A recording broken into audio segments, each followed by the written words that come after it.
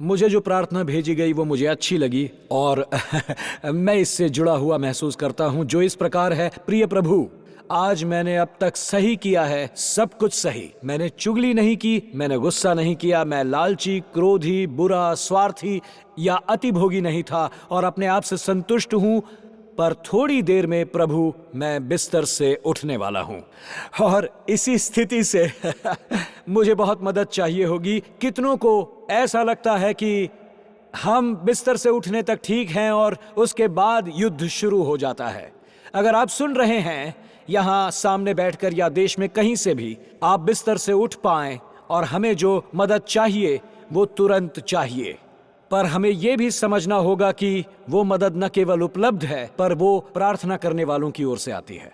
तो आज उन अगले कुछ पलों के लिए मुझे शैक्षिक बने रहना है, उसके लिए जो यहाँ दांव पर लगा हुआ है, क्योंकि वो बड़ा महत्वपूर्ण है, ताकि प्रार्थना को एक प्रवचन या चुनौती से बढ़कर बनाया जाए, पर इसे अपने व्यक्तिगत डीएनए, अपने चर्च या आप दर्शकों के चर्च का एक भाग बनाने के लिए, शायद आप पहले से इसका भाग हों, इसके लिए हमें व्यावहारिक होना होगा। क्योंकि जब हम इसका सामना करने की तैयारी करते हैं, क्योंकि एक प्रकार से उस प्रार्थना समान जिससे आप बिस्तर से उठकर दिन का सामना करते हो, प्रार्थना को हमारे डीएनए का भाग होना चाहिए। और मुझे लगता है जो लड़ाई हम लड़ते हैं वो तभी जीती जा सकती है जब लोग अपने घुटनों पर आएंगे और फिर से प्रार्थना करने लगेंगे। प्रार्थना को टालना हार को निमंत्रण देना होगा। मैं ये कहना चाहूंगा, ये एक सामान्य बात होगी, पर मैं ये मानता हूं कि जिस लड़ाई में आज हम सब हैं, मैं अपने बच्चों के बारे में सोचता हूं कि आज उनका किससे सामना है। और बंधुओं, मेरे विचार में आज जिसका सामना चर्च कर रहा है वो बाद वाला मसीही समाज है, जिसका प्रभाव संसार भर पर हो रहा है। और मुझे ये गहराई से लगता है, और मैं ऐसा नीचता के लिए नहीं कहता, पर मैं ये कहता हूं अपने मन की पुकार से। मेरे विचार में प्रार्थना सभाओं के बिना भविष्य में चर्च मुसीबत में होंगे, और जो चर्च प्रार्थना सभा नहीं रखते कुछ वर्षों में बंद हो जाएंगे, ऐसा मेरा मानना है, क्योंकि युद्ध उतने ही गहन होंगे। इसलिए मेरी चुनौती ये है कि चाहे आप एक पास्टर हो या यहाँ हो या ऑनलाइन हो, और अगर आपका चर्च विकसित हो रहा है और आप एक और सभा बढ़ाना चाहते हो, तो मैं कहता हूं एक प्रार्थना सभा उसमें जोड़ दें। एक प्रार्थना सभा जोड़ो जो हमारे लिए बड़ी महत्वपूर्ण है। इसलिए अगर आज हम यहाँ पर आए हैं या ऑनलाइन हैं और एक चर्च की स्थापना करने की जगह खोज रहे हैं, तो सबसे महान काम आप जो कर सकते हैं वो ये कि एक वेबसाइट खोजो जहाँ प्रार्थना सभा चल रही हो, क्योंकि वही असली मजबूती है। चर्च की यही तो नींव है।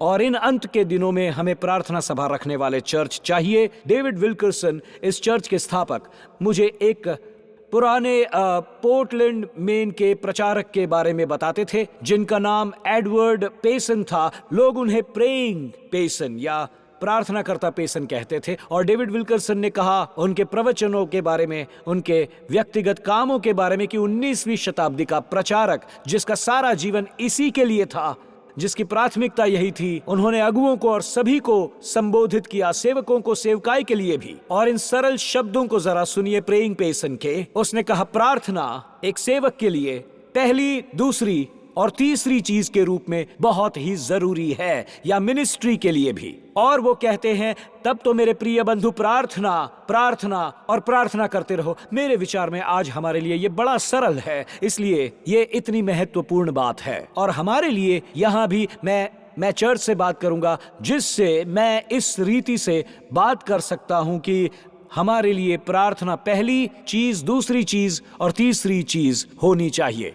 इसीलिए मैं हमारे सामान्य पर्यवेक्षक पास्टर कार्टर का आभारी हूं, जो हमारी बुधवार की शाम वाले विश्व भर की प्रार्थना सभा की अगुवाई करते हैं। अगर आप पेंसिल्वेनिया में हमारे बाइबल स्कूल कभी जाएंगे तो आप उनके साथ जुड़ सकते हो। मैं पास्टर पैट्रिक का आभारी हूं, जो हमारी यहां से आने वाली मंगलवार शाम 6 बजे की प्रार्थना की अगुवाई करते हैं। मैं कनेक्ट ग्रुप्स का आभारी हूं, जो प्रेयर कनेक्ट ग्रुप्स हैं। मैं इतना आभारी हूं कि वास्तव में मेरे नीचे और पीछे जो हैं, आपके नीचे हैं, वहां लोगों का एक समुदाय निकाय जो आपके लिए इस समय प्रार्थना कर रहा है, 35 वर्ष पुरानी प्रार्थना सभा जो प्रार्थना कर रहे हैं, परमेश्वर अपना पवित्र आत्मा यहाँ विकृत कर रहे हैं। तो अगर आप सोचते हैं कि क्यों आपको असहज लगता है कि नीचे क्या है, क्योंकि पवित्र आत्मा फर्श से पार होकर आ रहा है और आपके अंदर कुछ करना शुरू करता है। इसलिए मैं आपको प्रोत्साहित करता हूं, संसार भर से आप हमारे कनेक्ट ग्रुप्स को ज्वाइन कर सकते हैं। आप हमारी वेबसाइट पर जाकर ये सब जानकारी ले सकते हैं। अगर आप यहाँ हैं और प्रार्थना की टीम से जुड़ना चाहते हैं तो आप फिर से जा सकते हो आपकी कुर्सी के हाथे पर और QR कोड्स को स्कैन कर सकते हो। उसके बाद अगले स्टेप पर जाओगे, टीम से जुड़ोगे और प्रवचन के बीच प्रार्थना करोगे, या कोई ऐसी एक चीज पर इसे एक जगह लाना। मैं आपसे बात करना चाहता हूं। मेरा शीर्षक एक प्रश्न है। मेरा शीर्षक कुछ अजीब सा होगा, पर एक आत्मिक अर्थ है इसका कि अगर मेरे साथ इंतजार करेंगे, आप इसे अजीब दृष्टि से देखोगे, पर मेरे साथ बने रहो, क्योंकि सवाल का जवाब जानना हमारे भविष्य, आपके भविष्य और चर्च के भविष्य के लिए जरूरी है। और ये रहा वो सवाल, और आज मैं आपसे इसी के बारे में बात करना चाहता हूं। तो मेरे लिए कान धरिए, मैं अभी कमजोर नहीं हुआ हूं, अभी तो मैं 60 साल का ही हूं और हम इस सवाल का जवाब देंगे। पर इसे पहले आपसे पूछूंगा और उसके बाद मैं आपको कुछ बताऊंगा जो इस चर्च में हो रहा है, एक उदाहरण के रूप में। और ये रहा वो सवाल, पक्षी पेड़ों से क्यों नहीं गिरते? या मैं इसे इस प्रकार आपके सामने रखूंगा, जब रात को पक्षी सो जाते हैं, मेरा मतलब है पता है मैं बिस्तर में कैसे लौटता हूं, पक्षी ये कहते हैं हम क्यों नहीं गिरते? हे भाई, इसलिए मुझे नीचे वाली डाली पर जाना चाहिए था। और मैं अपने आप से पूछ रहा था, वो सोते समय ऐसा क्यों नहीं करते? आखिर क्या वजह है? अब मुझे सुनिए, क्योंकि मैं इस सवाल का जवाब थोड़ी देर में दूंगा। आज चर्च में एक महामारी चल रही है, पर ऐसा विश्व भर में हो रहा है। और ये एक मुद्दा है, ये एक उदाहरण और एक बुलाहट है और एक पुकार भी है। और मुझे लगता है कि इस संदेश के साथ उस छोर पर स्वतंत्रता है। ऐसा ही पोर्नोग्राफी के साथ हो रहा है। जानते हैं विश्व भर में 4 करोड़ 20 लाख पॉर्न साइट्स हैं, 42 मिलियन। इसका अर्थ है, बताया जाता है आपके लिए हर रोज 37 करोड़ पॉर्न के पेजेस उपलब्ध हैं। और ये बात आश्चर्यजनक है। और अगर आप ये जानना चाहते हैं कि क्या ये कोई समस्या है, तो बताया जाता है पॉर्न उद्योग की वार्षिक आमदनी NFL, NBA और बेसबॉल के अन्य लीग्स की मिलीजुली कमाई से बढ़कर है। मिलीजुली कमाई से। यहां तक बताया जाता है कि NBC, CBC और ABC की मिलीजुली कमाई से भी वो बढ़कर है। ऐसा असल में हो रहा है। पर चौंकाने वाली बात यह है कि चर्च आने वाले 68% पुरुष और 50% पास्टर नियमित रूप से पॉर्न देखते हैं। ये आंकड़े हैं। और सबसे बड़ा आक्रमण उन पर होता है जिनकी अगुवाई जियो और स्टैन करते हैं, जो हमारे चर्च के युवा समूह वाले हैं। उन पर सबसे बड़ा आक्रमण होता है। वो युवा मसीही होते हैं 18 से 24 की आयु के। बताया जाता है कि 76% अपने फोन या अन्य उपकरणों पर नियमित रूप से इनकी खोज करते हैं। ये और पास्टर भी कहते हैं कि विवाह पर सलाह के समय पता चलता है कि 59% पुरुष पॉर्न का सहारा लेते हैं। और हमारी परेशानी में मसीही संसार ने जब जवाबदेही के उपकरण बनाए जो फोन और कंप्यूटर पर चलते हैं, ऐसे दर्जनों जवाबदेहियां हैं जो अपने मित्रों की निगरानी और उनको चेतावनी देते हैं। ये जवाबदेही का उपकरण है। तो बताया जाता है अगर आप इन वेबसाइट्स पर गए हो या कुछ होता है तो मैं आपको विश्वास पात्र या आपके मित्र को उसी समय बता दूंगा। और मैं चाहता हूं आप इसे ना मिस करें, क्योंकि ये जवाबदेही के ऐप जिन्हें मसीही समाज ने शामिल करने का प्रयास किया, ये वो भाग हैं जो आपको समझना है। ये 20 वर्षों से चल रहा है, पिछले 20 वर्षों से, पर गिनती बढ़ती जा रही है। मैं चाहता हूं आप इस पर थोड़ा सोचें। ये लोगों पर टिप्पणी नहीं है जिनके पास ऐसा करने का दर्शन है, पर यहाँ एक मुद्दा है। आपने एक जवाबदेही का ऐप कैसे बनाया? और जब तक आपके पास गिनती है जो बढ़ती जा रही है, और जब ये संकट मसीही लोगों के बीच में भी बढ़ रही हैं, ये प्रशंसनीय है। पर हमें ऐसे स्थान पर आना है और बताना है कि इससे सुधार नहीं आएगा, क्योंकि ये बढ़ता जा रहा है, ये लगातार बढ़ता जा रहा है। और अब इन वचनों को सुनिए। यीशु ने कहा, जागते रहो और प्रार्थना करते रहो कि तुम परीक्षा में न पड़ो, कि तुम परीक्षा में न पड़ो। यीशु जो कहता है वो मूल रूप से ये है, जो इतना महत्वपूर्ण है, ये सवाल का जवाब देगा। तो ये लीजिए, यीशु कहता है जागते रहो और प्रार्थना करते रहो कि तुम परीक्षा में ना पड़ो। अब हम सवाल का जवाब देंगे, पक्षी पेड़ों से क्यों नहीं गिरते, या ये ऐप इसे ठीक से क्यों नहीं कर सकते। तो ये लीजिए, पता नहीं कि आप ये जानते हैं, मैंने ये पढ़ा और अनुभव भी किया है। अब हर बार मैं समस्याग्रस्त हूं और ये छोर आत्मिक है, तो पहले आपसे बात करूंगा आशा करके कि आप इसे समझ सकें। तो मैं आपको कम से कम पवित्र बनने के लिए तैयार कर रहा हूं। जी हां, तो ये लीजिए, पता नहीं कि आप ये समझे भी कि परमेश्वर ने हर एक पक्षी को ऐसा बनाया कि जब वो किसी डाली पर बैठता है, ये समझो उसने उन्हें ऐसा बनाया है कि उनके पंजे ऐसे हैं कि जब पक्षी डाली पर बैठकर झुकने लगता है, उसके पंजे अपने आप उस डाली को जकड़ लेते हैं। ये सब अपने आप होने लगता है। इसका मतलब जब वो झुकते हैं तो जकड़ लेते हैं और वो गिर नहीं पाते। ये बेहतर है, ये बेहतर है, हम बेहतर कर रहे हैं। आप सुनिए, मैंने आपकी मदद करनी चाहिए, लगता है आपको मदद नहीं चाहिए।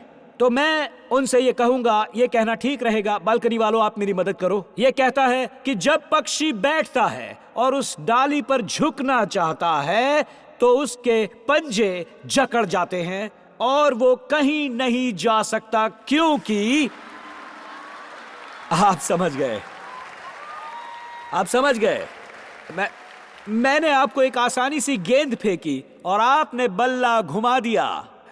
कुछ जो चूक गए हैं उन्हें दोबारा मौका दूंगा। तो इसका मतलब है कि जब आप परमेश्वर के लोगों को घुटनों पर लाते हैं, पंजे जकड़ जाते हैं और आप खड़े होकर परमेश्वर का उद्धार देखते हैं। जब ऐसा होता है, जब आप घुटनों पर होते हैं, आपके पंजे जकड़ जाते हैं और आप उद्धार को देखते हैं। तो परमेश्वर ऐसा है मित्रों, इसे मिस मत कीजिएगा, यह अद्भुत बात है। जब आप प्रार्थना में घुटनों पर आते हैं, आप अपनी विजय को जकड़ लेते हैं ताकि आप नीचे गिरे नहीं, जिसका मतलब है जवाबदेही आपको स्वतंत्र नहीं करती। जी नहीं, ऐसा नहीं है, प्रार्थना आपको स्वतंत्र करती है। यह रहा सच।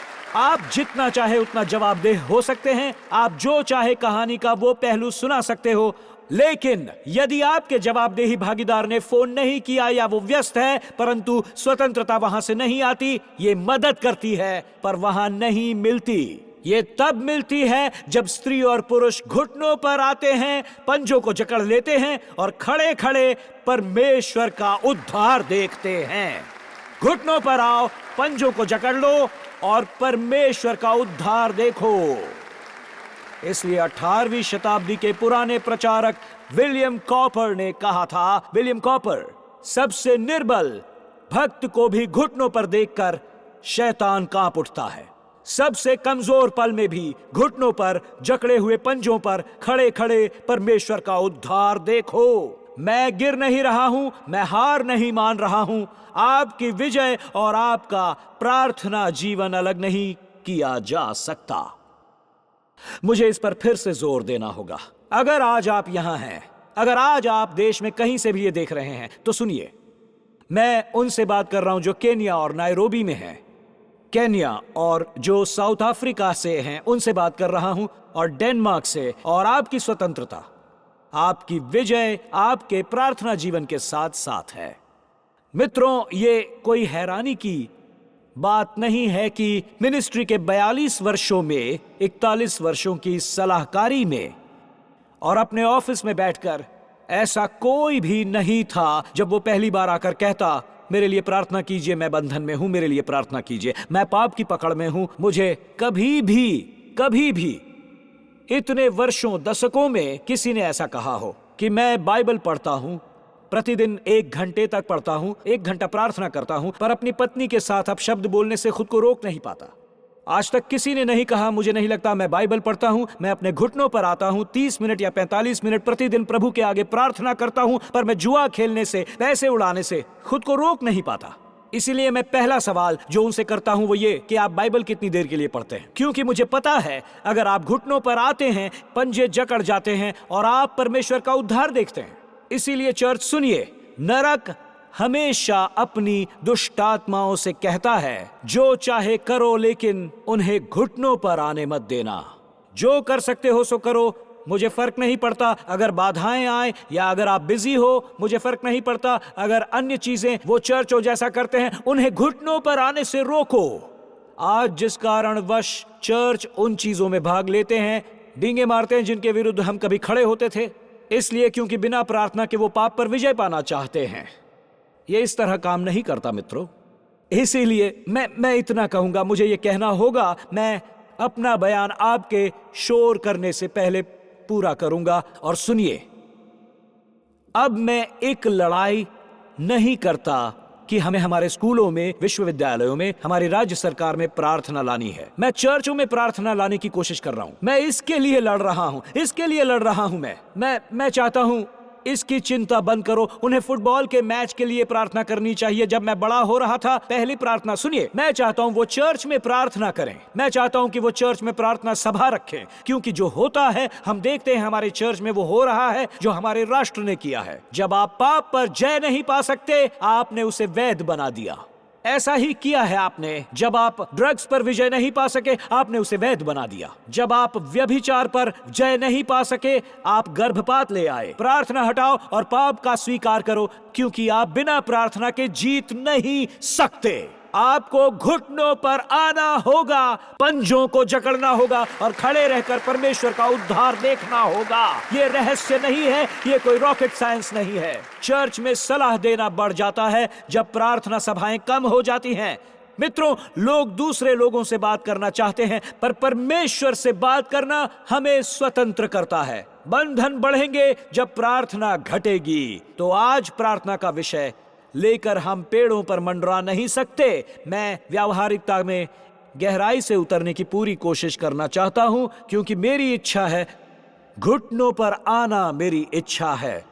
पर हम ये कैसे कर सकते हैं? हम ऐसा लगातार कैसे कर सकते हैं? घुटनों पर आओ, पंजों को जकड़ो और दोबारा उसी पाप में गिरने से इनकार करो। प्रार्थना के उस हथियार के बारे में कुछ तो बहुत अनोखा है कि वे जो यीशु के अनुसार प्रार्थना करेंगे प्रलोभन में नहीं गिरेंगे, क्योंकि प्रार्थना ये तय करती है कि आप कौन सा मार्ग लेंगे। वो ये तय करती है।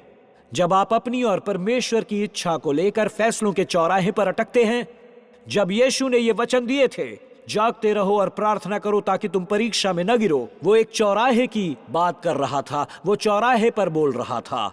ये वचन गतसमनी की वाटिका में कहे गए थे, जहां यीशु स्वयं संघर्ष में थे। पिछले सप्ताह हमने इस पर बात की है 3 बार। उस प्रार्थना की, जैसा मैं चाहता हूं वैसा नहीं, पर जो तू चाहता है वही हो। ये वही मृत्यु, पीड़ा और संकट का प्याला हटा ले। जैसा मैं चाहता हूं वैसा नहीं, पर तू चाहता है वैसा हो। यीशु इस चौराहे पर था और वास्तव में हम प्रलोभन और पाप को लेकर सारा समय इसका सामना करते हैं। हम चौराहे पर आते हैं, क्या मैं गुस्सा और कड़वाहट में रहूं या क्षमा कर दूं? और पोर्नोग्राफी, क्या मैं प्योरिटी में रहूं या पोर्नोग्राफी को चुनूं? क्या मैं व्यभिचार चुनूं या अपने विवाह में विश्वस्तता चुनूं?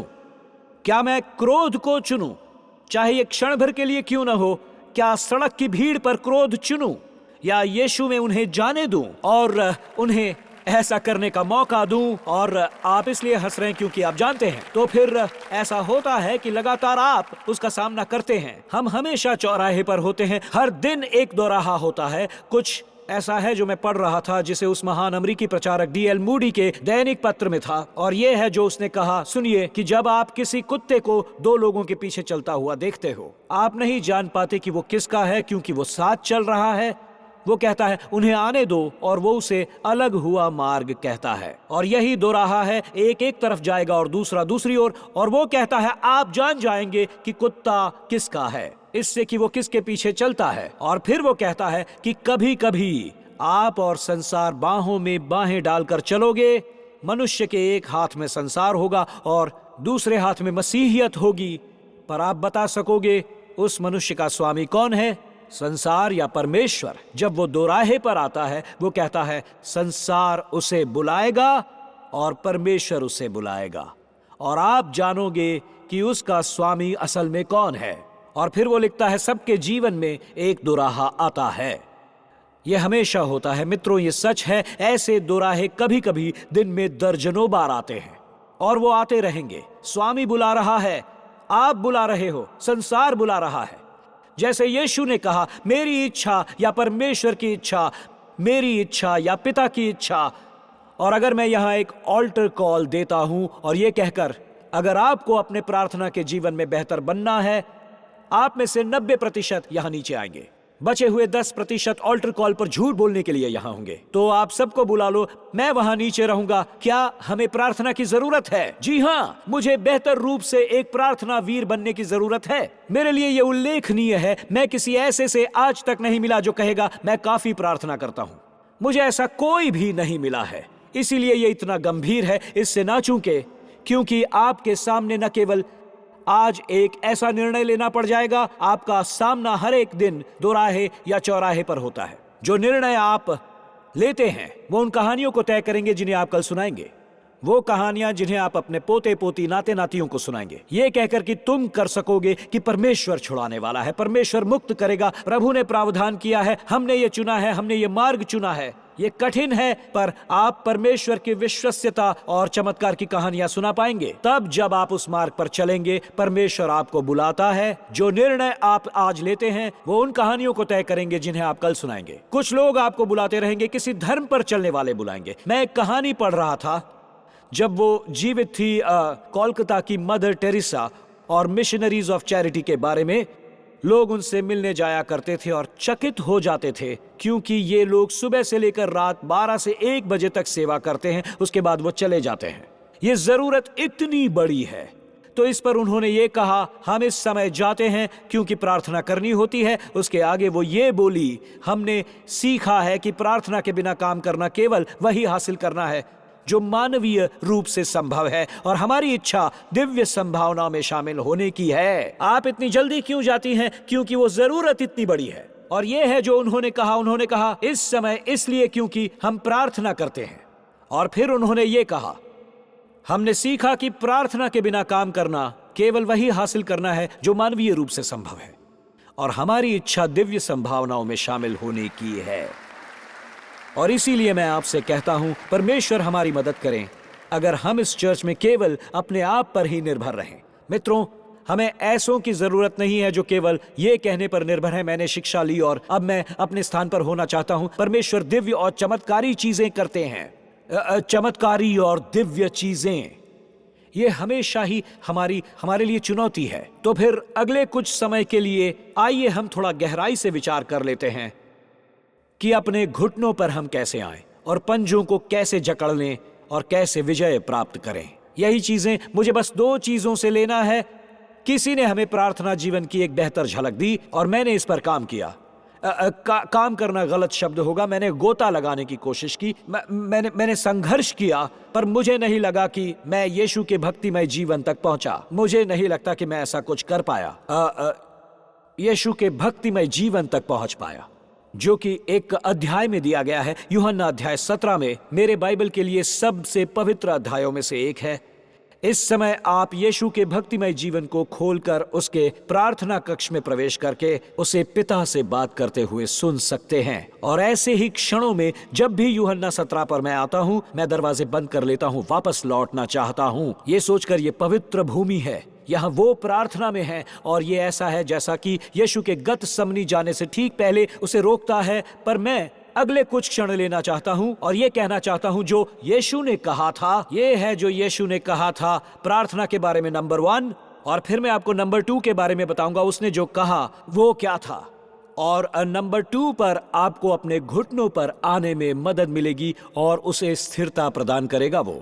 पर मैं आपको पहला भाग बताना चाहता हूं जो यीशु ने कहा, क्योंकि मेरे विचार में ये भाग हमारी अधिक सहायता करता है। जब मैं अपनी मिनिस्ट्री 19 की आयु में डेट्रॉइट में शुरू कर रहा था, ये असफल हुई, जिसने मुझे अपने घुटनों पर ला दिया था।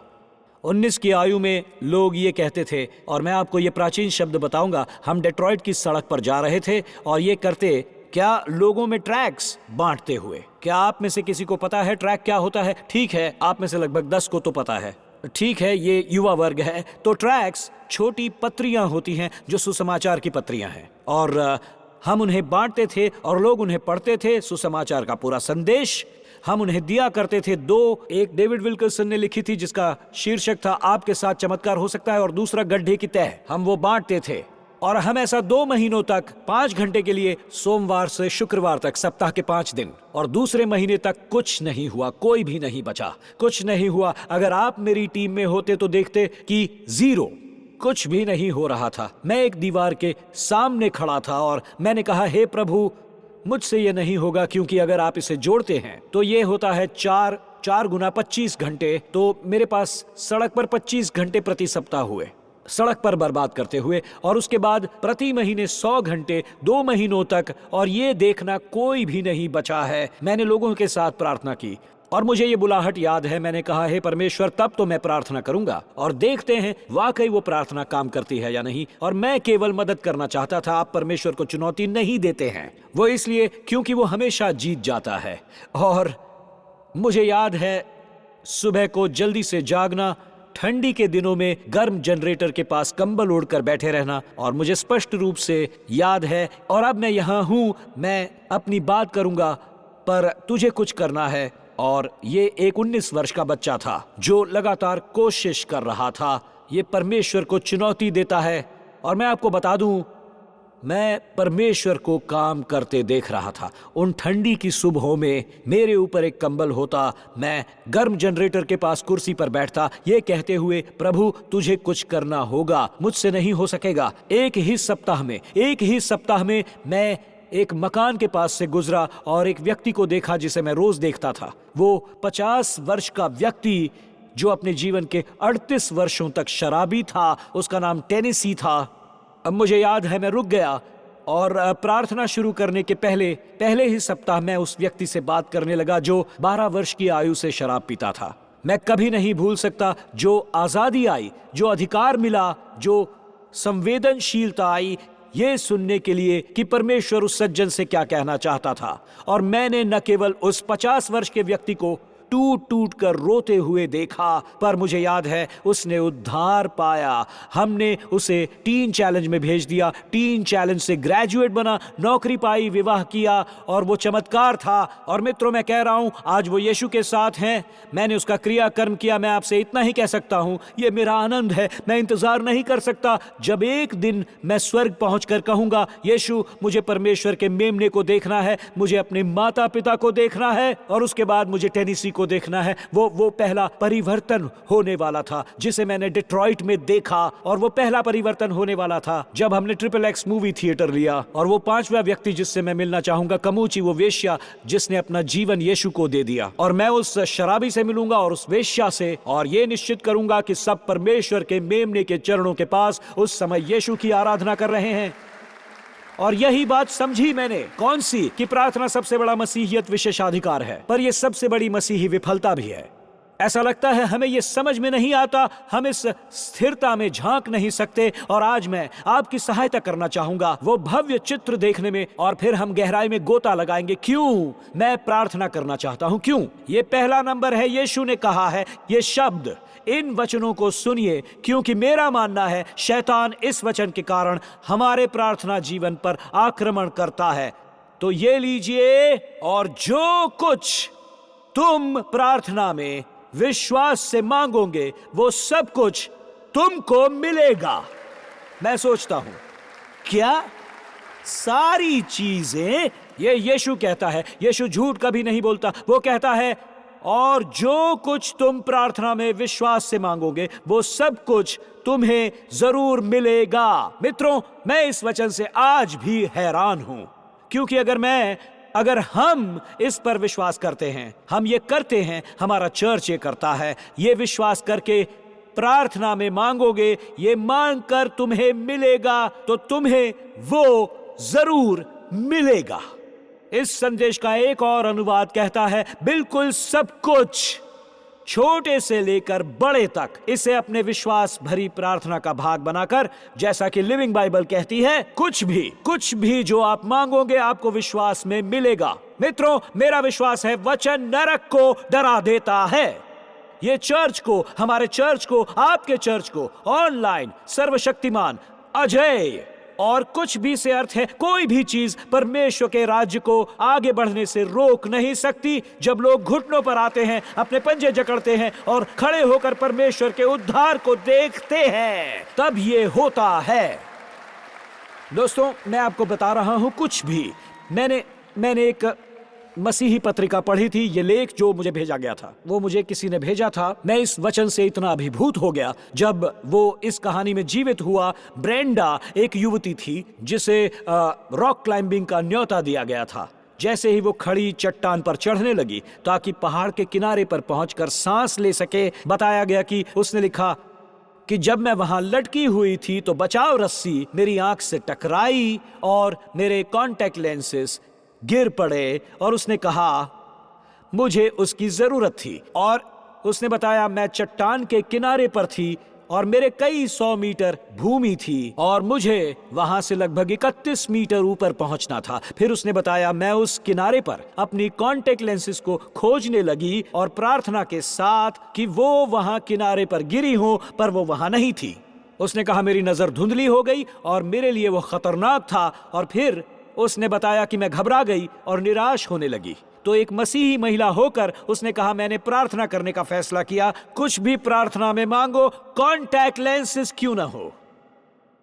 और उसने कहा उसे कुछ भी नहीं मिला। वो इतना कह रही थी कि प्रभु इसे पाने में मेरी सहायता करना। और उसने कहा कि आप इन सारे पहाड़ों को देख सकते हैं, एक एक पत्थर को, पत्ते को, और आप मेरी कॉन्टैक्ट लेंसेज कहाँ है, कृपया उसे ढूंढने में मेरी मदद करें।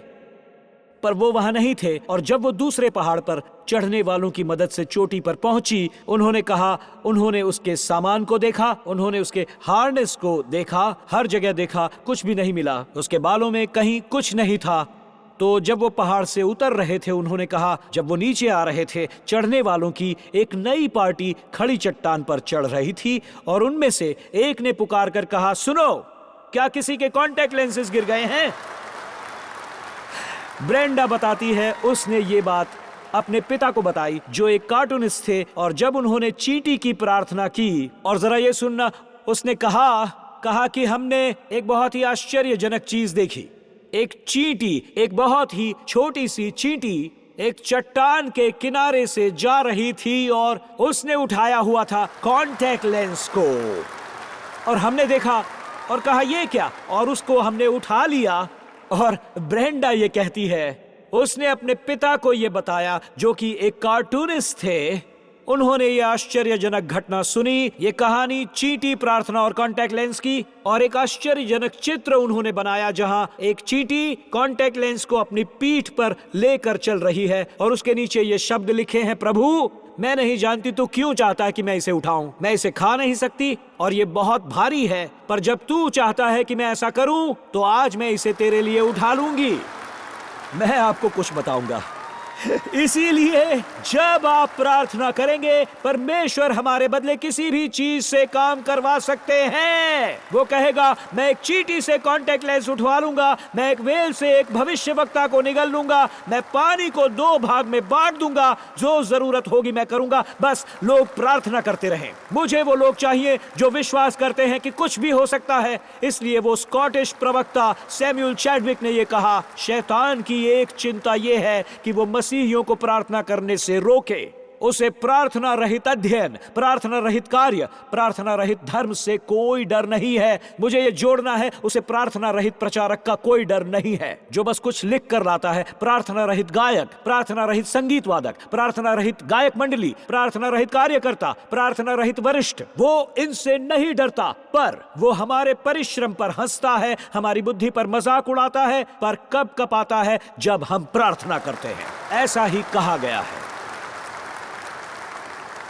मैं आपसे कहता हूं, नहीं भाई, मुझे चिंता नहीं उसकी बुद्धि कितनी भी विशाल क्यों न हो। कोई भी व्यक्ति अपने प्रार्थना जीवन से बढ़कर नहीं होता। एक व्यक्ति अध्ययन करता है क्योंकि उसका दिमाग ज्ञान का भूखा है, जानकारी की भूख होती है उसके दिमाग में, यहां तक कि बाइबल के ज्ञान के लिए। लेकिन जब एक व्यक्ति प्रार्थना करता है, उसका अर्थ है उसके प्राण परमेश्वर के लिए भूखे हैं। प्लीज मेरी बात सुनिए, इसलिए कि आपके पास एक डिग्री है, आप धर्मशास्त्र की पुस्तकों में डुबकी लगा चुके हैं, तो ऐसा नहीं आप परमेश्वर के लिए भूखे हैं। पर जब आप प्रार्थना करते हो तो इसका अर्थ है कि आप पन्ने के शब्दों से संतुष्ट नहीं हो। ये केवल परमेश्वर और बस परमेश्वर से संतुष्टि मिल सकती है और कहीं से नहीं। मैं बताता हूं, जब आप घुटनों पर आते हैं, पंजों को जकड़ते हैं, आप इस संस्कृति समाज की किसी भी बाढ़ का सामना कर सकते हैं, भले ही वो कितनी ही बड़ी क्यों न हो। ये बात लियोनार्ड रेवेनहिल ने मेरे आत्मिक पिता की कही हुई है। एक व्यक्ति जो परमेश्वर से घनिष्ठ है, वो मनुष्य से कभी नहीं डरेगा। घुटनों पर आ जाइए, पंजों को जोड़िए, खड़े होकर परमेश्वर का उद्धार देखिए।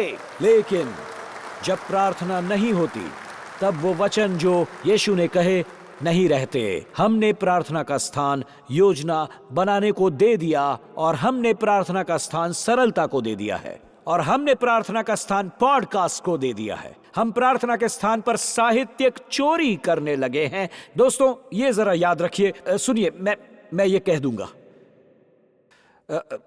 प्रार्थनाहीनता नकल करवाएगा। प्रार्थना रहित मिनिस्ट्री दूसरों के कार्यों की नकल करवाएगा, क्योंकि हम परमेश्वर की ओर से नहीं सुनते, हम वो देखते हैं जो दूसरे करते हैं। मित्रों, मैं बता दूं, प्रार्थनाहीनता दूसरों की नकल करती है, क्योंकि हम पवित्र आत्मा की आवाज नहीं सुनते जो परमेश्वर कह रहा है। परमेश्वर हमसे बात करना चाहता है, उससे पूछिए, ये कहकर कि मुझसे बात कर। प्रार्थना करने चर्च में जाइए, तब कुछ भी हो सकता है। पिछले सप्ताह मैं एक मीटिंग के बीच में था और एक सरकारी कार्यालय में था, और हम एक बहुत ही बड़े अधिकारी से मिलने वाले थे। मैं वहां समय से पहले पहुंच गया, और क्योंकि जल्दी पहुंच गया था और हमारी मीटिंग 1 बजे थी और मैं 12:35 को ही पहुंच गया था, मैं निश्चित था कि मैं अंदर जा सकूं। और जो रिसेप्शनिस्ट थी, उसने कहा ये अधिकारी अपनी मीटिंग के लिए 20 मिनट में पहुंचेगा। तो मैं समझ गया कि मुझे 20-25 मिनट रुकना पड़ेगा शायद। मैं उस महिला को देख रहा था और अचानक वो मेरे सामने से गायब हो गई। मैं कुर्सी पर बैठा था और वो अपनी डेस्क के पीछे थी, झुकी हुई, और यकायक मुझे आवाज आई, ओह आ! और मैं सोचने लगा, ओके, ऐसे समय पर मैं क्या करूं?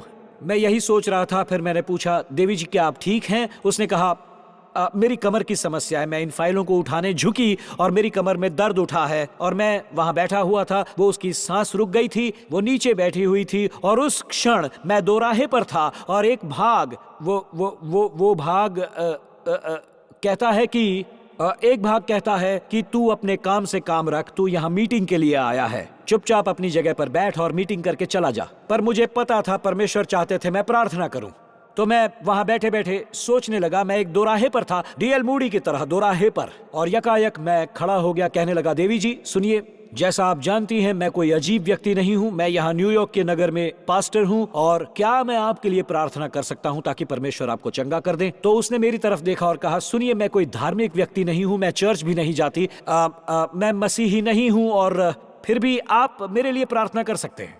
मैंने कहा, बढ़िया। उसे पता भी नहीं था, वो बस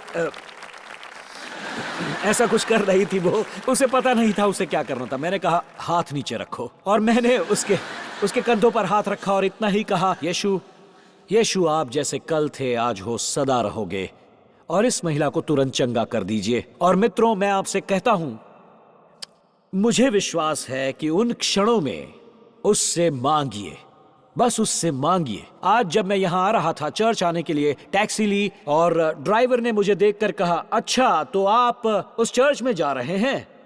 मैंने कहा, हाँ, तुम भी हमारे साथ चलो। हमेशा याद रखना, तुम विकेट की ओर जाते हो और दाहिने मुड़ते हो। हमेशा याद रखना, विकेट से दाहिनी ओर, तो इसलिए तुम कभी चूक नहीं सकते। वो रास्ता दोराहा है, हम विकेट छोड़कर चर्च को चुनते हैं। इसे ऐसे ही करना है, ऐसे ही करना है। और उसने कहा, हाँ, मैंने देखा।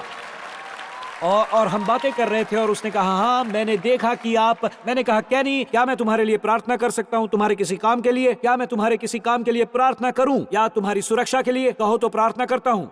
और सुनिए, मुझे तब ये पता चला कि जैसे पहले भी किसी ने ये कहा है कि ये ईस्टर कार्ड लो और लोगों से पूछो क्या मैं आपके लिए प्रार्थना कर सकता हूँ, आपके किसी प्रॉब्लम के लिए। मौका लो, जोखिम लो, क्योंकि विश्वास करके जो भी मांगोगे परमेश्वर उसे पूरा करेगा। उसने कॉन्टैक्ट लेंसेज दिला दिए, वो कुछ भी कर सकता है। वो न्यूयॉर्क के नए टैक्सी ड्राइवर्स खड़े कर सकता है, क्योंकि मेरा मानना है कि जब प्रार्थना शुरू करते हैं, मेरा विश्वास है यीशु ने कहा अगर आप उससे बात करते हो और मांगते हो तो वो मांगने पर सोचने से भी कहीं बढ़कर आपको दे सकता है। ये सच है। ठीक है, अंतिम चीज यहाँ 2 नंबर पर। नंबर 2, यीशु ने जो कहा उसका आदर्श यही है। ये वो गहरी डुबकी है, ये व्यवहारिक भाग है मित्रों, और आशापूर्वक इससे आपको मदद मिलेगी जैसी मेरी 41 वर्षों तक की। मैं आपको एक वचन दूंगा जिसने मेरा प्रार्थना जीवन बदल दिया। प्रार्थना करना इतना कठिन क्यों है? शायद आपके लिए, या फिर आप संसार को देख रहे हो, या कि यूनाइटेड स्टेट्स को कुछ लोगों के लिए ये उदासीनता है। आपको प्रार्थना का मूल्य नहीं पता। कुछ के लिए ये रुकावटें हैं, लगातार की रुकावटें। कुछ के लिए उस दिन यह अज्ञान हो सकता है। मुझे प्रार्थना की सामर्थ्य का पता नहीं था। मेरे लिए यह अज्ञान था, क्योंकि मुझे पता नहीं था कि जहां प्रार्थना है वहां कार्रवाई है। इसके बाद परमेश्वर भी शामिल होने लगता है। ये उस महान सुधारक जॉन कैल्विन ने कहा है, परमेश्वर को सभी अच्छी चीजों का स्वामी और दाता मानना, और जो हमसे उन चीजों का अनुरोध करने को कहता है पर तब भी हम उससे नहीं मांगते, तो वो क्या कहता है जरा सुनिए। ये एक मनुष्य के लिए लाभदायक नहीं होगा जो धरती में दबे हुए खजाने को नहीं देखता, जो उसे बताया गया है कि नक्शे पर वो जहां दिखाया गया है। यीशु यही तो कहता है, ये वहां है, यहाँ सब कार्यवाही चल रही है। अपने घुटनों पर आ जाओ, अपने घुटनों पर जाओ, पंजों को जकड़ो, खड़े होकर परमेश्वर का उद्धार देखो। यही तो वो चाहता है। तो हम पास्टरों को, हमारी संगीत मंडली और इस चर्च के लिए इस मंच पर ऐसा ही करने को कहता है। वो दिखा रहा है कि खजाना कहाँ है। वो यही करता है। ये प्रार्थना अकेली ही नहीं जो एक सामर्थी चीज है, पर वो ये है जिसे स्थिरता से करना सबसे कठिन होता है। और यह हमारी सबसे बड़ी चुनौती है। इसने मुझे बदल दिया है, और मैं आपको ये वचन बताऊंगा जिसने वास्तव में मेरे डीएनए का भाग बनकर मेरी मदद की है, और शायद ये आपकी भी मदद कर सकता है। 19 वर्ष की आयु में मैंने ये सीखा, प्रार्थना करने में इसने मेरी मदद की है। मैं वो वचन बताता हूं, ये बड़ा ही सरल है, पर इसमें से 4 चीजों को मैं निकालूंगा। सबसे पहले यहाँ मरकुस 1:35 में ये कहा गया है, और भोर को दिन निकलने से बहुत पहले वो उठकर निकला और एक जंगली स्थान में गया, और वो वहां प्रार्थना करने लगा। इस वचन को फिर से देखते हैं। यही है वो जिसने मुझे बदल दिया। और भोर को दिन निकलने से बहुत पहले वो उठकर निकला और एक जंगली स्थान में गया और वहां प्रार्थना करने लगा। इस वचन ने मुझे निरंतर बने रहने में मदद की, या यूं कहूं अनुशासन के बिना इच्छा रखना, या बिना किसी योजना के अनुशासन भी काल्पनिक बन जाता है। मैं ये फिर से कहूंगा, अनुशासन के बिना इच्छा रखना या योजना के बिना अनुशासन रखना कल्पना बन जाता है। ये बस साकार नहीं होता। तो ये भाग वो भाग था जिसने मुझे बदल दिया। तो आपको बता दूं कि वो 4 चीजें ये लीजिए, क्योंकि जब मैं वचन पढ़ता हूं वो कहता है भोर निकलने से पहले। मित्रों, आपको एक समय तय करना होगा जब आप प्रार्थना करेंगे। मुझे ऐसा करना पड़ा था, एक समय तय करना पड़ा था जब कम से कम रुकावटें होती हैं हमारी दुनिया में। मेरा भी ऐसा ही मामला था। भोर का समय वो है जब कम से कम व्याकुलता होती है। मैंने यीशु का आदर्श चुना है। मान लीजिए ऐसे मैं भोर होते ही जागूंगा। और मित्रों, अलग अलग मौसम में ये और कठिन हो जाता है। यकीन मानिए, बड़ा कठिन हो जाता है। मुझे याद है जब हमारे 2 बच्चे पैदा हुए थे और मैं सोचने लगा इन्हें शैतान ने भेजा है ताकि मेरी प्रार्थना में बाधा डाले। भोर के समय भी मुझे विश्वास नहीं होता, आप प्रयास करते हो। तो मैं एक योजना लेकर आया। मैंने हेडफोन्स लगा लिए, संगीत सुनने लगा, ऐसा वाद्य संगीत जो मार्क बजा रहा है। मैं फर्श पर होता था और अपने बच्चों को मेरा टेका देता और उन्हें बॉब द बिल्डर और डोरा द एक्सप्लोरर देखने को देता, और जब मैं प्रार्थना कर रहा होता, आप में से कुछ सोचेंगे टीवी के सामने उन्हें बिठा दिया। नहीं नहीं नहीं, मैं प्रार्थना करने लगा और उन्हें बॉब द बिल्डर और डोरा द एक्सप्लोरर से निपटने दिया। मैंने सोचा आप स्पेनिश में चीजों को कैसे विकसित करना सीख सकते हैं। पर मैं आपको बता दूं, जीवन के अलग अलग मौसम होते हैं। आपको सोचना है ऐसे मौसम में प्रार्थना करने का क्या योग्य उपाय है, क्योंकि मैं ये समझ पाया, यदि आप अपना समय निर्धारित नहीं करेंगे तो लोग ये करेंगे। यदि आप नहीं करेंगे तो लोग आपके लिए समय निर्धारित करेंगे। लोग हमेशा ये करते हैं, और मैं आपको बता दूं, लोग हमेशा मुझसे पूछते हैं और वर्षों से ये पूछते आए हैं, क्या हम आपसे सुबह को मिल सकते हैं काम पर जाने से पहले। मेरा एक ही जवाब होता है, जब भी कोई पूछता है क्या मैं आपसे सुबह मिल सकता हूं, मैं कहता हूं मेरा पहले से अपॉइंटमेंट है। सॉरी, नहीं मिल सकता, अपॉइंटमेंट है। अच्छा, तो फिर बुधवार या गुरुवार कैसा रहेगा? मैं कहता हूं हे प्रभु, मैं फोन देखकर बताता हूं, मैं उस दिन भी नहीं मिल सकता। अच्छा, तो शुक्रवार कैसा रहेगा? मैं कहता हूं मैं तभी भी बिजी हूं। और वो कहते हैं अच्छा चल क्या रहा है? मैं कहता हूं पिछले 41 वर्षों से मेरा एक अपॉइंटमेंट जारी है। मैं कहता हूं मेरा अपॉइंटमेंट परमेश्वर के साथ हर सुबह होता है, और ये भी कि मुझसे आप तब तक नहीं मिलना चाहोगे जब तक मैं उससे न मिल लूं, उस अपॉइंटमेंट के जरिए। क्योंकि जब मैं अपने घुटनों पर पंजों को जोड़कर और खड़े होकर परमेश्वर का उद्धार नहीं देख लेता, तो हमें ये करना है। नंबर 2, ये है कैसे के बारे में। तो समय यीशु के तब भोर का समय था, और अब सुनिए, मैं समझ रहा हूं आप में से कुछ रात के समय फ्री होते हैं, तब बाधाएं कम होती है। आपको जो भी ठीक लगता है करिए वो समय। पर वो कैसा है? वो उठ गया और हमने उसे छुटकारा दिया। इसने मेरा प्रार्थना जीवन प्रभावी बनाया। वो उठ गया। यीशु, मेरे विचार में इस वाक्य का अर्थ है वो शारीरिक रूप से तैयार है। मुझे आपका नहीं पता। मुझे पता है अगर मैं बिस्तर में ही प्रार्थना करता हूं तो यह नहीं हो पाता। और इस बारे में कैसा रहेगा? मैंने कहा आज रात मेरा अंतिम काम होगा प्रार्थना करना। मैं तेरी उपस्थिति में लेटा रहूंगा रात को 11 बजे, मैं और तू यीशु। और जब मैं ये कर चुकूंगा सुबह के 7 बजेंगे, और तब आपको लगेगा मैं उसकी उपस्थिति में नहीं था, मैं तो गहरी नींद में था। तो ऐसा हुआ है। पता है मुझे किसने बचाया है? जब मैं उठ गया। मैं असभ्य नहीं बना रहा हूं, मैं अपमानजनक नहीं हो रहा। मेरे लिए विश्वास करना कठिन है कि यीशु यहाँ ऐसे बैठा हुआ था, हिब्रू पजामे में, और बाल बिखरे हुए थे। और मैंने ये सीखा है, जब उठकर प्रार्थना करने का समय होता है तो उठकर तैयार हो जाएं, जैसे कि आपका अपॉइंटमेंट हो। सुनो, स्नान करो, महिलाओं अपने बालों को संवारो, मेकअप कर लो थोड़ा सा, ऐसा करो, प्रार्थना करो। और मैं आपसे कहता हूं, जब आप उठ जाते हो और वहां न रहो परमेश्वर, ऐसा लगता है मैं और सतेज हो जाता हूं। ये है वो हाउ। और उसके बाद वेयर। मुझे ये भाग पसंद है। वो एकांत स्थान में गया। यीशु का एक स्थान था। मेरे लिए ये पहले कॉफी मेकर हुआ करता था।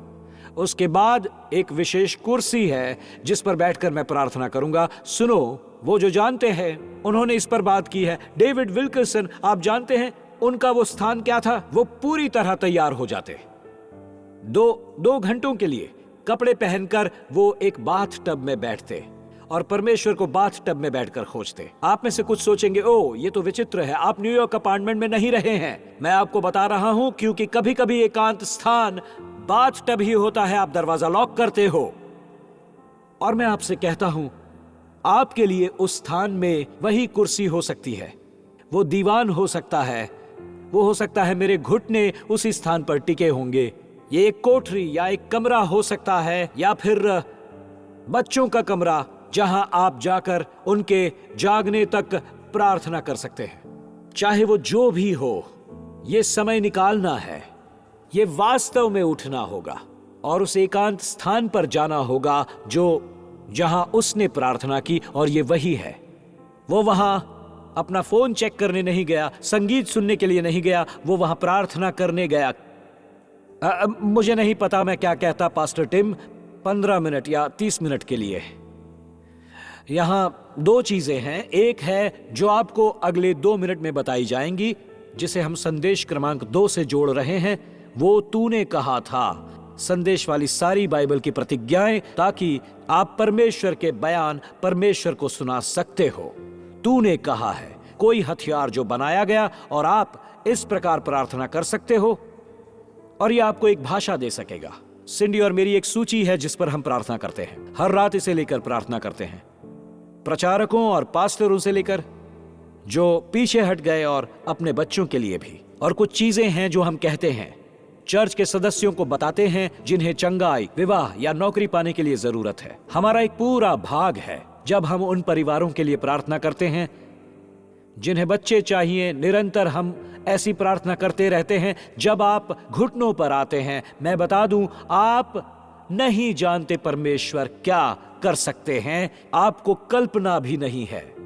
और आप में से कुछ सोचते होंगे, पता नहीं ये मेरे लिए काम करेगा भी या नहीं। मैं बता दूं, ये लीजिए, ये आखिरी बात, प्रार्थना में अनुपस्थित होना ही प्रार्थना में असफल होना है। अगर आप उपस्थित रहें तो मैं बता दूं, परमेश्वर वहां आपकी प्रतीक्षा करता है। यही वो चमत्कार है। जी हां, ये एक चमत्कार है। उपस्थित रहो, परमेश्वर वहां है। इसलिए मैं प्रार्थना करता रहता हूं। सुनो, मैं आपको वचन बताऊंगा जो मुझे प्रार्थना में प्रफुल्लित करता है। तो ये रहा भजन संहिता 16:5। सुनिए इसे। यहोवा मेरा भाग और मेरे कटोरे का हिस्सा है, मेरे बाट को तू स्थिर रखता है। मित्रों, मुझे ये वचन पसंद है क्योंकि पता है, जाने के लिए यही बस एक स्थान है। यहोवा मेरा भाग है और मेरे कटोरे का हिस्सा है, मेरे बाट को तू स्थिर रखता है। मेरा भविष्य तेरे हाथों में है।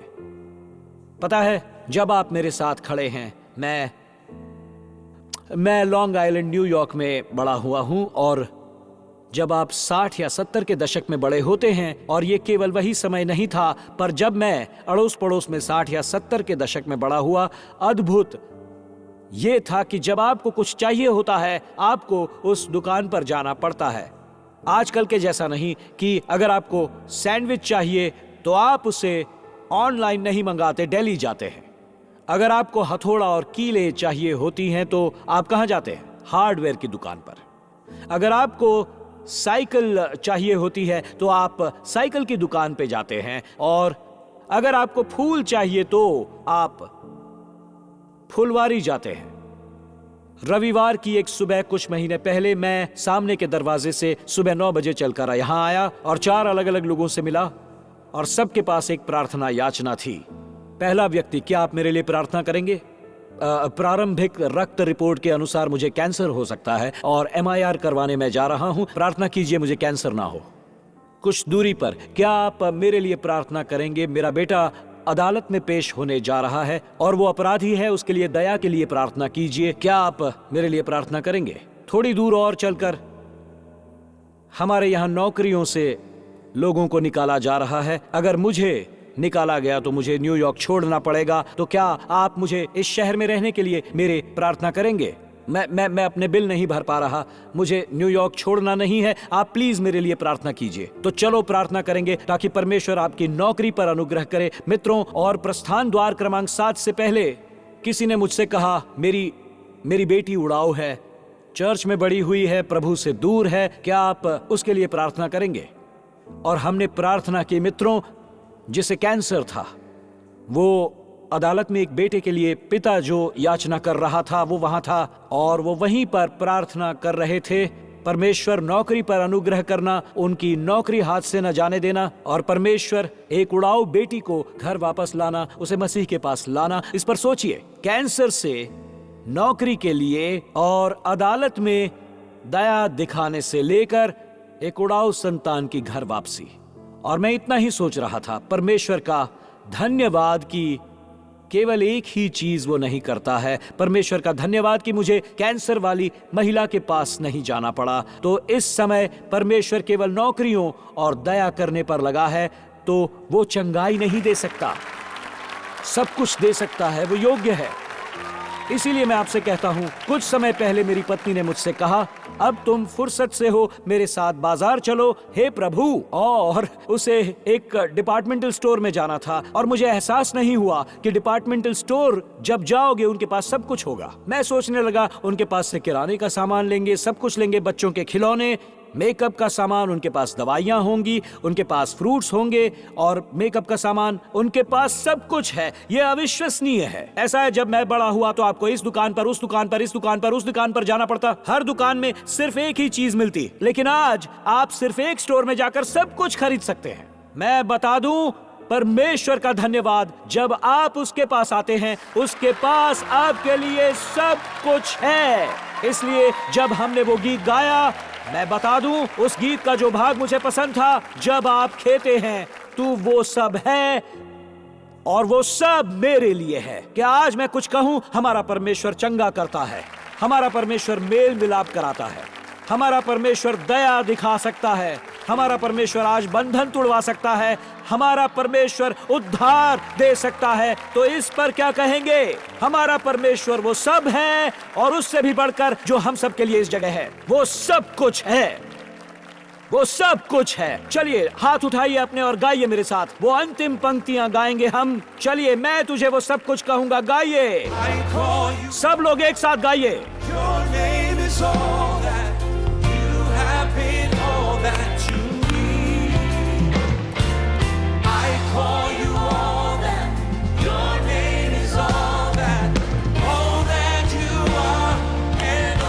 एक और बार गाइए। Come on church. आपको पता है वो चंगा करता है, वो उद्धार करता है, मेल मिलाप करवाता है, बंधन तोड़ता है। तेरे नाम वो सब कुछ है।